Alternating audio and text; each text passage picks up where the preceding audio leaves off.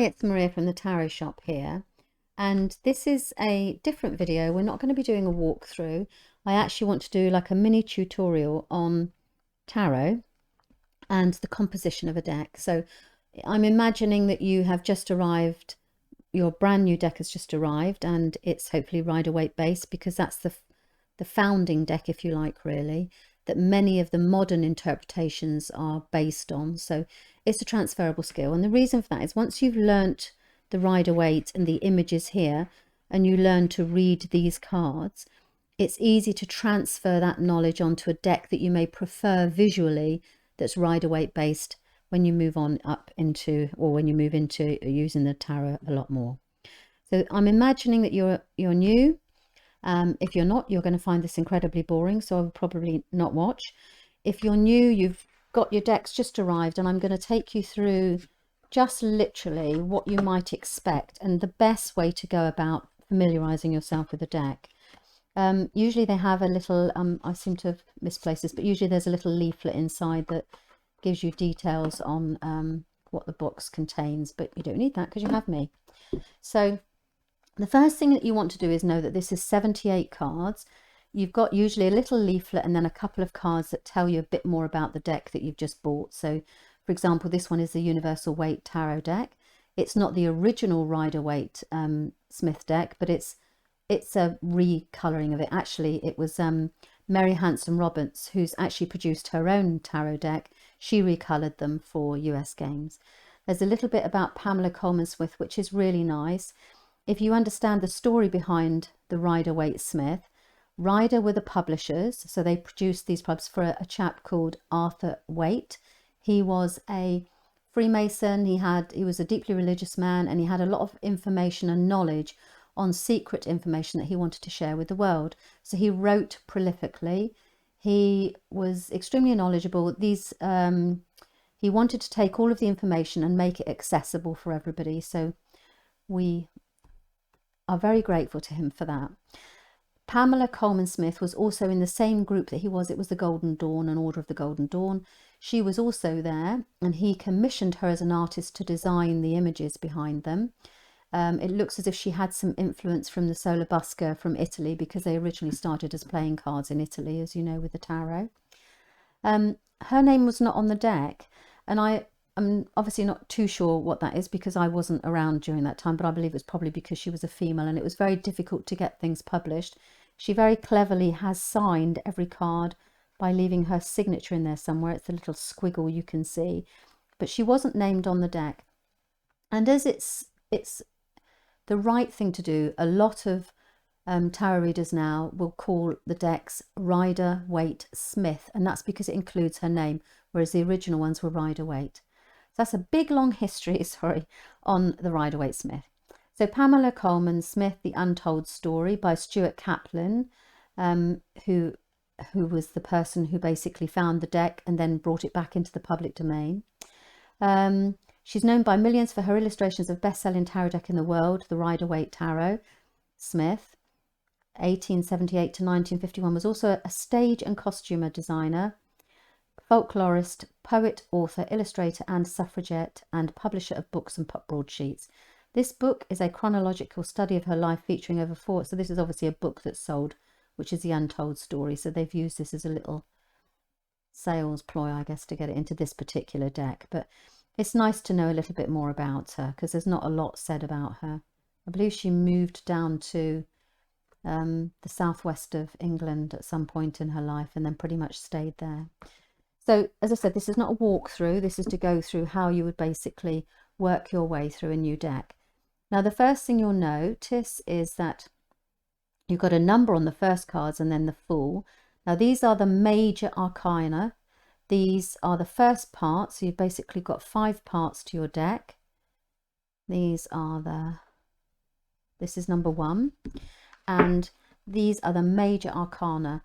You recognize them because they have the name at the bottom of every card with a Roman numerical number at the top. Probably murdered that, but a number at the top. So that's your Major Arcana. Major Arcana are major events that are coming on, that are going through a person's life when they have these cards. It's something significant. As a result of it, afterward the life is changed.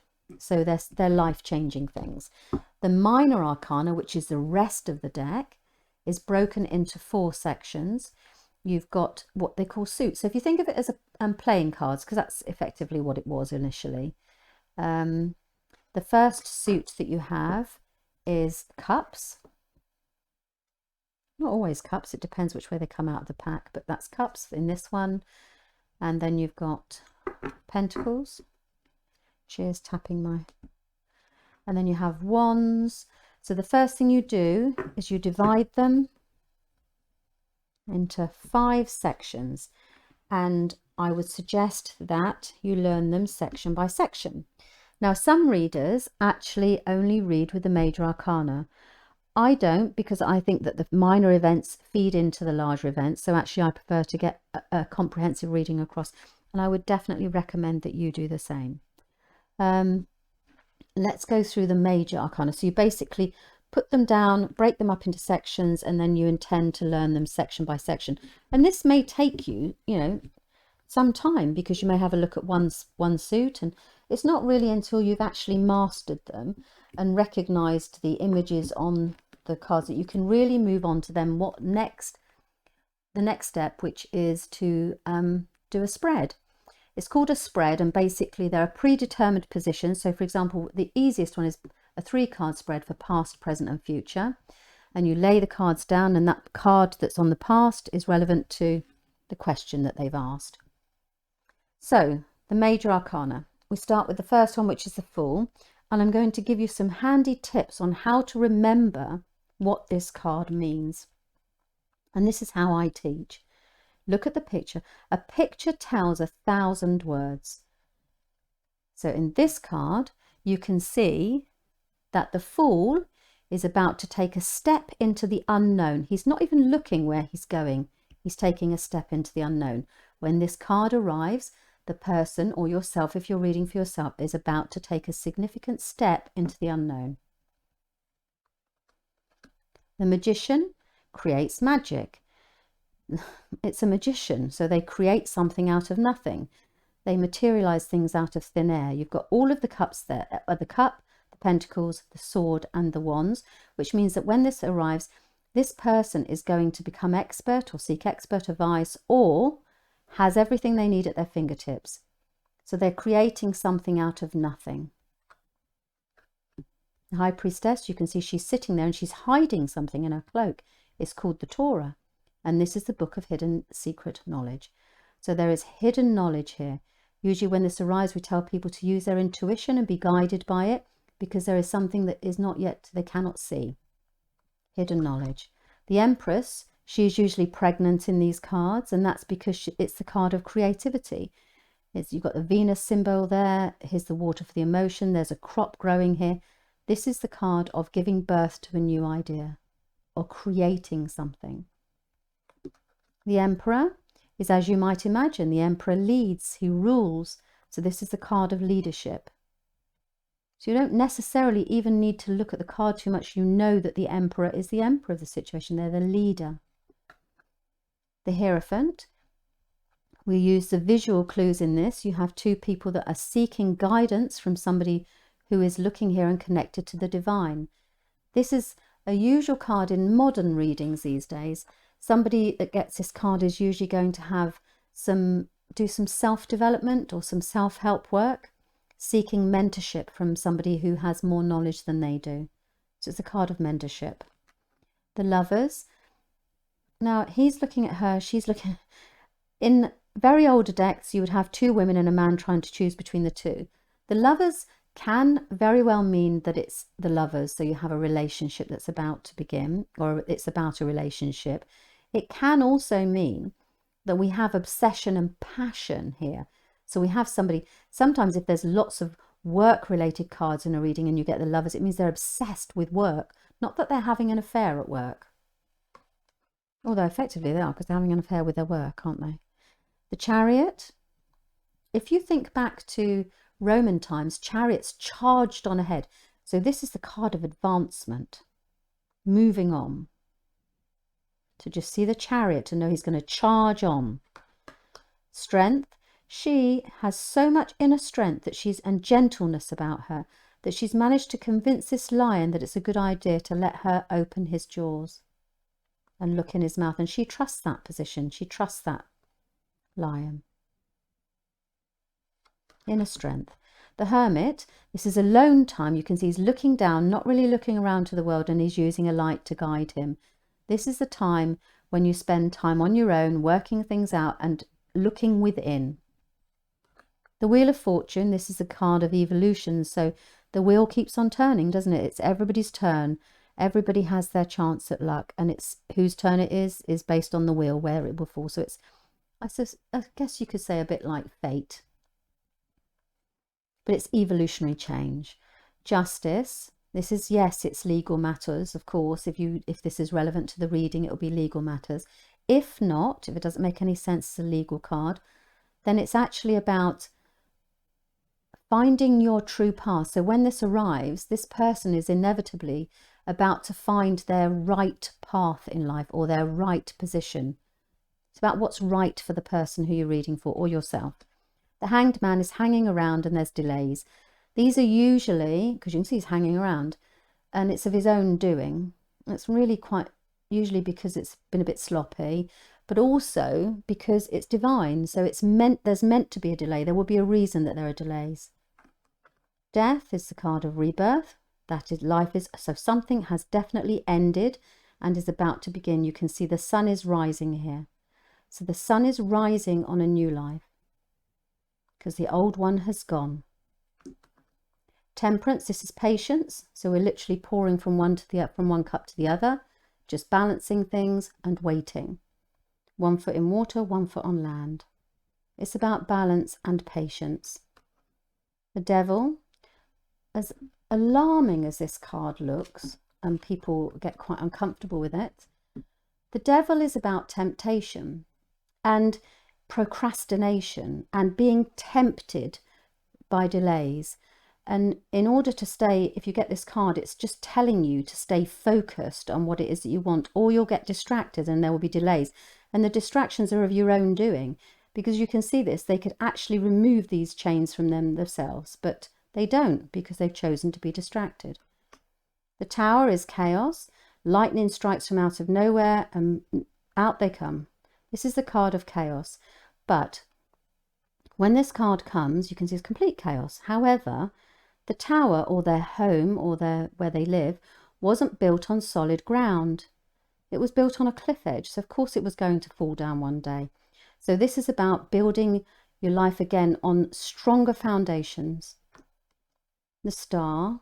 Oh, I love this card actually. And I always say that when this card arrives, you have to make a wish, because it's about guiding you. It's inspiration. It's hope. The Moon, this is a hidden path, will soon be revealed.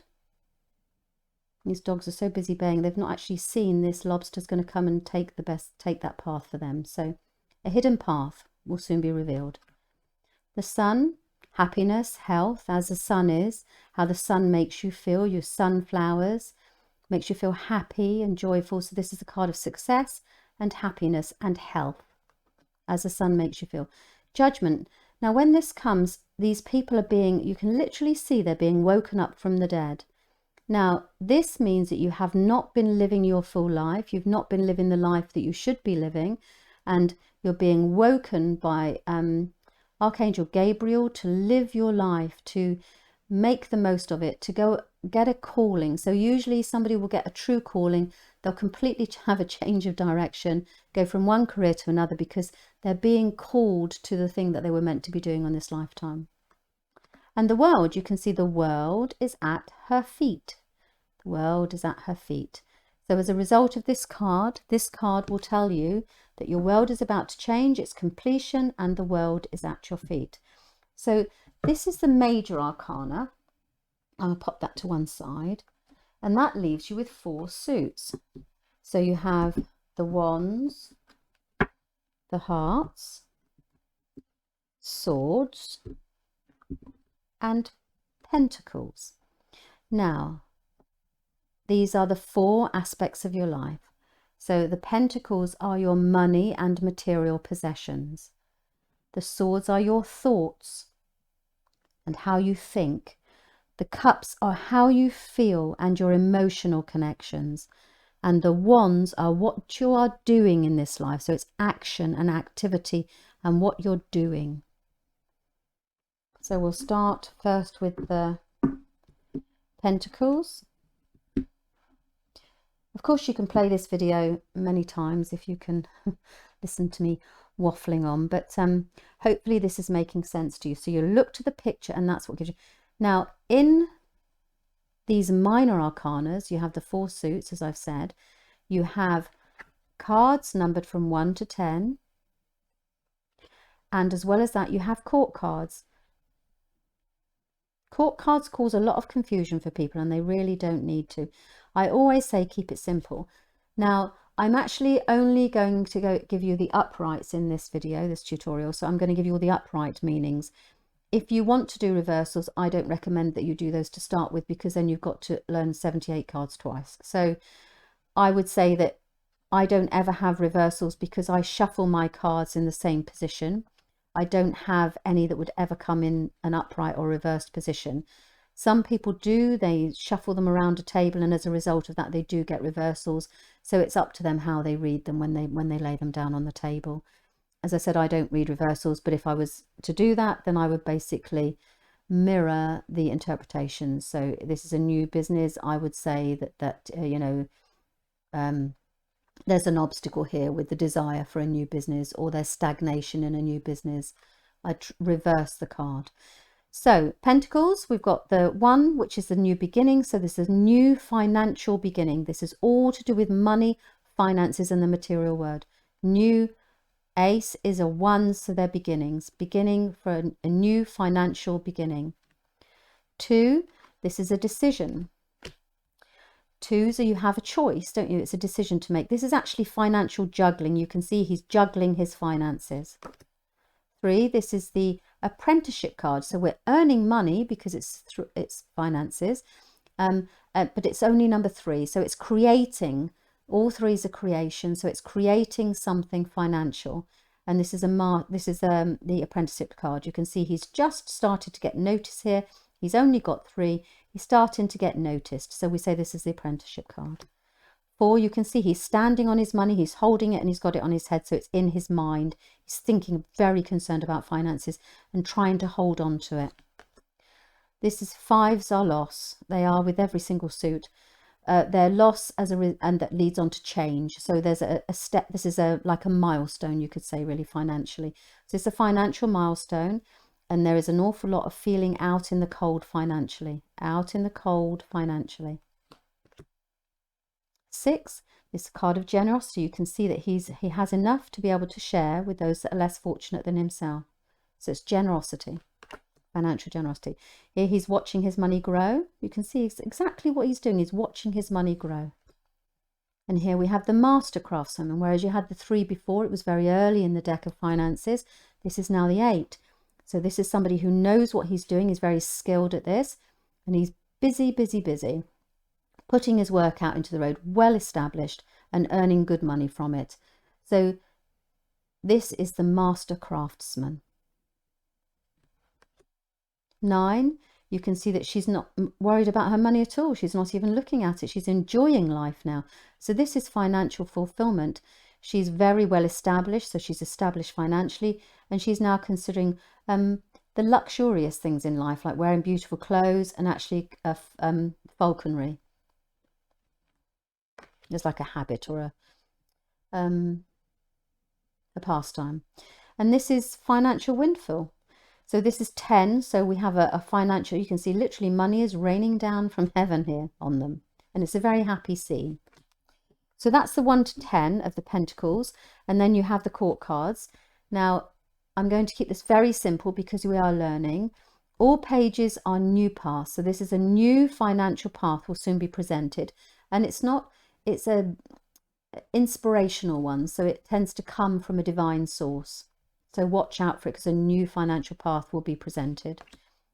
This is a knight. Now, all knights are movement. If you think of the knights of the Round Table, they would charge on and protect and save people. They all had a mission to do. So knights are on a mission and they're forward movement. Queens, Queens tend to nurture and take care of things. So she is nurturing and taking care of her finances. We've got forward movement, new path, nurturing and caring for finances, and King's lead. So this is leadership. So it's about taking responsibility for your finances, taking control, taking leadership of your finances. Now you can use these as people, but as I said initially, I would very much stick to reading them as the cards. So you've got responsibility, caring, movement, and a new path will be shown. All finances. So that's the financial, the Pentacles. Now let's move on to the Wands. These are what you're doing in life, a new activity. This is you're going to do something new because it's an ace. This is usually the card of a brand new life. When they get the Ace of Wands, they're about to start something new. See, active, start something new. We've got 2, so we're deciding. You see, he's trying to decide what to do because it's a 2 in the world with his life. We need to make a decision about where to go. This is creation. So this is about you actually, the best way to describe this is that you're creating something and putting it out into the world. You can see that because that's he's looking out into the world. We always say, or I usually say actually, that this is waiting for your ship to come in. So you've put it out in the world, you've created it. Now you need to wait for your ship to return. Put it out there. 4. All 4s are about stability or stagnation. This is stability. Stability, usually this is the card of home. 5, this is conflict. So 5s, remember, loss, things change after this.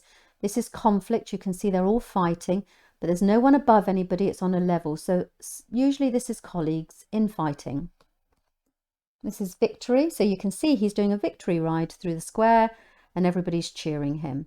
So this is a victory card. You've done something victorious.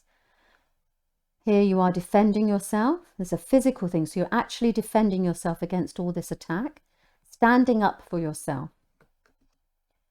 This is the card of activity. Now 8s, lots and lots and lots of movement forward. This is an extremely busy card. If you imagine that you've just had a bow and arrow and the bow's released all of these arrows at the same time, and you're literally not sure which one's going to arrive on the land first rather, then that's what this card means. It's huge activity, lots of action. The 9s, after all that action, we're rather tired, so you're exhausted. So you've been very, very busy. In fact, you're a little bit weary from it. And this one here, 10, this is completion. You're doing so much that you actually can't see through the trees. So you say you can't see the wood for the trees because you are so overburdened with what you need to do. And you can see the card says that. Pages on new path. So we have a new path that we're soon going to be presented with a new opportunity. You can see he's studying this leaf of opportunity. Knights, forward movement. So you're about to move forward with something in your life. Queens, you're wondering what to do, how to nurture yourself, how to nurture a situation, how to take care of it. And the Kings are about responsibility. So this is about taking leadership or responsibility for your life, what you're doing in life. So those are the Wands. Now let's move on to the Cups. This is how you feel and your emotional connection. We have a new Ace, a new emotional connection, or you're feeling, you're about to feel a new experience, a new relationship. Sometimes this is a baby, but it's a new emotional relationship. You're feeling new about something. This is the coming together of 2 people emotionally. It's not always about love. It usually is, but not always. This can be a business partnership. If you've got lots of financial cards around it, it's the union of 2 people financially. This is cheers. You can see they're all raising their cups. So this is this is an emotional happy card, usually a social gathering or a celebration, a family celebration, because they're raising their glasses to situation. Well, this is obvious. You can see he's really miserable. He's looking down. He's not particularly happy with these cups that he has. So he's not happy emotionally. And he's actually not even, whatever's offered to him, he's not really interested. So it's a disinterested card. Bored. 5s are loss. So we're grieving. You can see black cloak, grieving, head down.